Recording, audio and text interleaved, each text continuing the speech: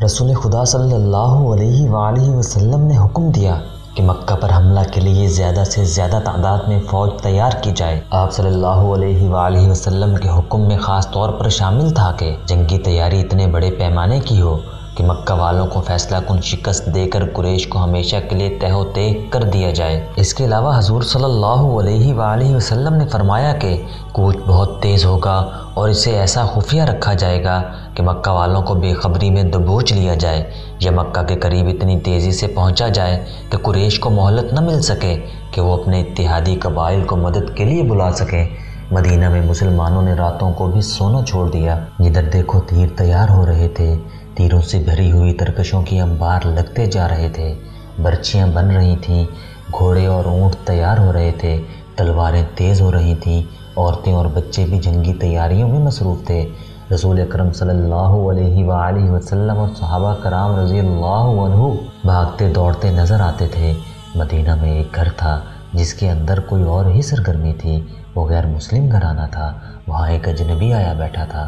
گھر میں ایک بوڑھا تھا، ایک ادھیڑ عمر آدمی، ایک جوان لڑکی، ایک ادھیڑ عمر عورت اور 2-3 بچے تھے۔ میں مسلمانوں کے ارادے دیکھ آیا ہوں۔ اجنبی نے کہا، ان کا ارادہ ہے کہ مکہ والوں کو بے خبری میں جا لیں۔ بلا شک محمد صلی اللہ علیہ وآلہ وسلم جنگی چالوں کا ماہر ہے۔ اس نے جو کہا ہے وہ کر کے دکھائے گا، ہم کیا کر سکتے ہیں؟ بوڑھے نے پوچھا۔ میرے بزرگ، اجنبی نے کہا، ہم اور کچھ نہیں کر سکتے، لیکن ہم مکہ والوں کو خبردار کر سکتے ہیں۔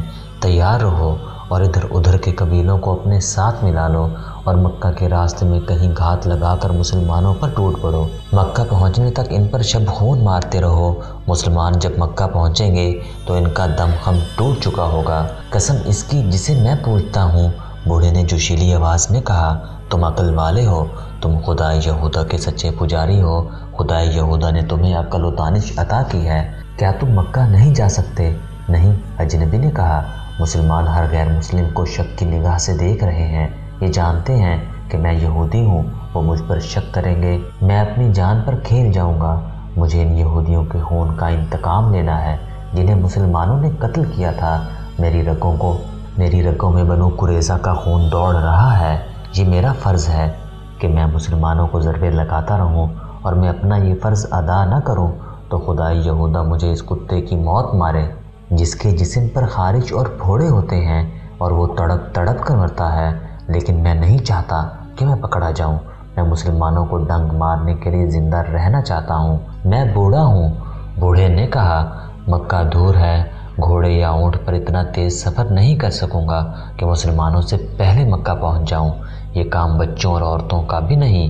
میرا بیٹا ہے مگر بیمار ہے۔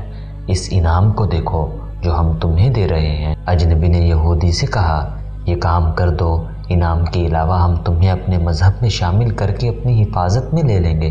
کیا یہ کام میں کر سکتی ہوں؟ ادھیڑ عمر عورت نے کہا، تم نے میری اونٹنی نہیں دیکھی، تم نے مجھے اونٹنی کی پیٹھ پر کبھی نہیں دیکھا۔ اتنی تیز اونٹنی مدینہ میں کسی کے پاس نہیں۔ ہاں، یہودی نے کہا، تم یہ کام کر سکتی ہو، اونٹوں اور بکریوں کو باہر لے جاؤ، تمہاری طرف کوئی دھیان نہیں دے گا، تم انہیں چرانے کے لیے ہر روز لے جاتی ہو، آج بھی لے جاؤ اور مدینہ سے کچھ دور جا کر اپنی اونٹنی پر سوار ہو جاؤ۔ اس نے ایک کاغذ عورت کو دیتے ہوئے کہا، اسے اپنے سر کے بالوں میں چھپا لو، اونٹنی کو دوڑاتی لے جاؤ اور مکہ میں ابو سفیان کے گھر جاؤ اور بالوں میں سے یہ کاغذ نکال کر اسے دے دو۔ لاؤ، عورت نے کاغذ لیتے ہوئے کہا، میرا انعام میرے دوسرے ہاتھ پر رکھ دو اور اس یقین کے ساتھ میرے گھر سے جاؤ کہ مسلمان مکہ سے واپس آئیں گے تو ان کی تعداد آدھی بھی نہیں ہوگی اور ان کے سر جھکے ہوئے ہوں گے اور شکست ان کے چہروں پر لکھی ہوئی ہوگی۔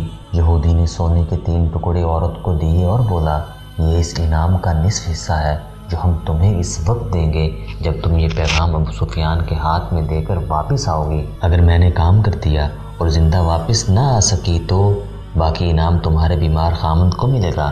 یہودی نے کہا، یہ عورت اپنے اونٹ اور بکریاں چرانے کے لیے لے گئی، انہیں وہ ہانکتی جا رہی تھی، کسی نے بھی نہ دیکھا کہ اونٹوں کی پیٹھیں ننگی تھیں، لیکن ایک اونٹنی سواری کے لیے تیار کی گئی تھی، اس کے ساتھ پانی کا مشکیزہ اور ایک تھیلا بھی بندھا ہوا تھا۔ عورت اس ریوڑ کو شہر سے دور لے گئی۔ بہت دیر گزر گئی تو یہودی نے اس جوان لڑکی کو جو گھر میں تھی کہا، وہ جا چکی ہوگی، تم جاؤ اور اونٹوں اور بکریوں کو شام کے وقت واپس لے آنا۔ وہ لڑکی ہاتھ میں گڈریوں والی لاٹھی لے کر باہر نکل گئی، لیکن وہ شہر سے باہر جانے کی بجائے شہر کے اندر چلی گئی۔ وہ اس طرح ادھر ادھر دیکھتی جا رہی تھی جیسے کسی کو ڈھونڈ رہی ہو۔ وہ گلیوں میں سے گزری اور ایک میدان میں جا رکی۔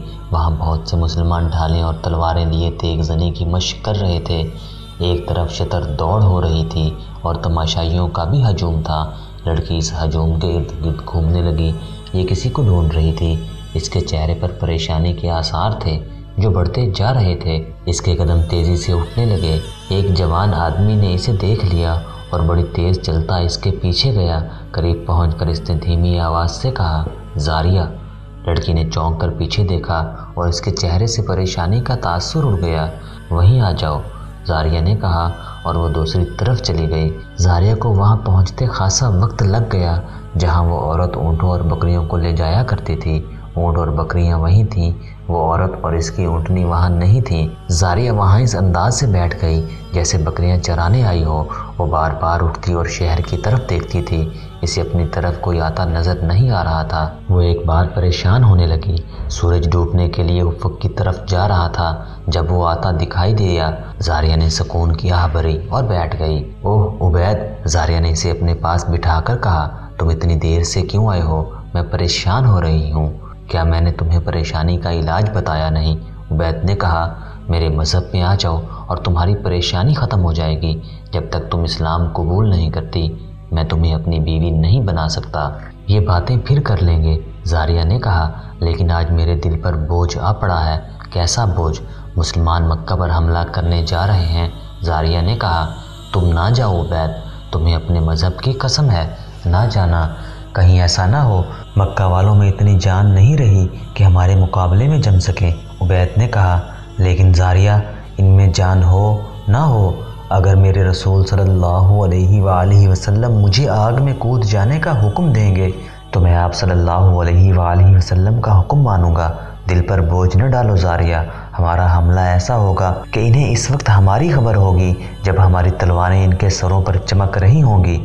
ایسا نہیں ہوگا عبید، ایسا نہیں ہوگا۔ وہ گھات میں بیٹھے ہوں گے۔ آج رات کے پچھلے پہر یا کل صبح ابو سفیان کو پیغام مل جائے گا کہ مسلمان تمہیں بے خبری میں دبوچنے کے لیے آ رہے ہیں۔ تم نہ جانا عبید، قریش اور ان کے دوست قبیلے تیار ہوں گے۔ کیا کہہ رہی ہو زاریہ؟ عبید نے بدک کر کہا، ابو سفیان کو کس نے پیغام بھیجا ہے؟ ایک یہودی نے، زاریہ نے کہا، اور پیغام میرے بڑے بھائی کی بیوی لے کر گئی ہے۔ میری محبت کا اندازہ کرو عبید، میں نے تمہیں وہ راز دے دیا ہے جو مجھے نہیں دینا چاہیے تھا۔ یہ صرف اس لیے دیا ہے کہ تم کسی بہانے رک جاؤ۔ قریش اور دوسرے قبیلے مسلمانوں کا خون کریں گے، کوئی قسمت والا مسلمان زندہ واپس آئے گا۔ عبید نے اس سے پوچھ لیا کہ اس کے بھائی کی بیوی کس طرح اور کس وقت روانہ ہوئی ہے۔ عبید اٹھ کھڑا ہوا اور زاریہ جیسی حسین اور جوان لڑکی اور اس کی والہانہ محبت کو نظر انداز کر کے شہر کی طرف دوڑ پڑا۔ اسے زاریہ کی آوازیں سنائی دیتی رہیں، عبید رک جاؤ عبید، اور عبید زاریہ کی نظروں سے اوجھل ہو گیا۔ رسول کریم صلی اللہ علیہ وآلہ وسلم کو پوری تفصیل سے بتایا گیا کہ ایک عورت بڑی تیز رفتار اونٹنی پر ابو سفیان کے نام پیغام اپنے بالوں میں چھپا کر لے گئی ہے، اسے ابھی راستے میں ہونا چاہیے۔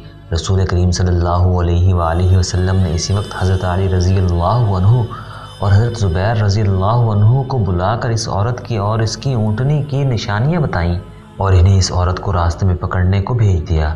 حضرت علی رضی اللہ عنہ اور حضرت زبیر رضی اللہ عنہ کے گھوڑے عربی نسل کے تھے اور انہوں نے اسی وقت گھوڑے تیار کیے اور اینڑیں لگا دیں۔ اس وقت سورج غروب ہو رہا تھا۔ دونوں شہسوار مدینہ سے دور نکل گئے تو سورج غروب ہو گیا۔ اگلے دن کا سورج طلوع ہوا تو حضرت علی رضی اللہ عنہ اور حضرت زبیر رضی اللہ عنہ کے گھوڑے مدینہ میں داخل ہوئے۔ ان کے درمیان ایک اونٹنی تھی جس پر ایک عورت سوار تھی۔ مدینہ کے کئی لوگوں نے اس عورت کو پہچان لیا۔ اسے رسول کریم صلی اللہ علیہ وآلہ وسلم کے پاس لے گئے۔ اس کے بالوں سے جو پیغام نکالا گیا تھا وہ حضور اکرم صلی اللہ علیہ وآلہ وسلم کے حوالے کیا گیا۔ آپ صلی اللہ علیہ وآلہ وسلم نے پیغام پڑھا تو چہرہ لال ہو گیا۔ یہ بڑا ہی خطرناک پیغام تھا۔ اس عورت نے ایک بالغ جرم کر لیا اور پیغام دینے والے یہودی کا نام بھی بتا دیا۔ رسول اکرم صلی اللہ علیہ وآلہ وسلم نے اس عورت کو سزائے موت دے دی، لیکن یہودی اس کے گھر سے غائب ہو گیا تھا۔ اگر یہ پیغام مکہ پہنچ جاتا تو مسلمانوں کا انجام بہت برا ہوتا۔ مکہ پر فوج کشی کی قیادت رسول اکرم صلی اللہ علیہ وآلہ وسلم فرما رہے تھے۔ رسول اللہ صلی اللہ علیہ وآلہ وسلم نے تیاریوں کا جائزہ لیا اور کوچ کا حکم دے دیا۔ اس اسلامی لشکر کی تعداد 10,000 پیادہ اور سوار تھی۔ اس لشکر میں مدینہ کے ارد گرد کے وہ قبیلے بھی شامل تھے جو اسلام قبول کر چکے تھے۔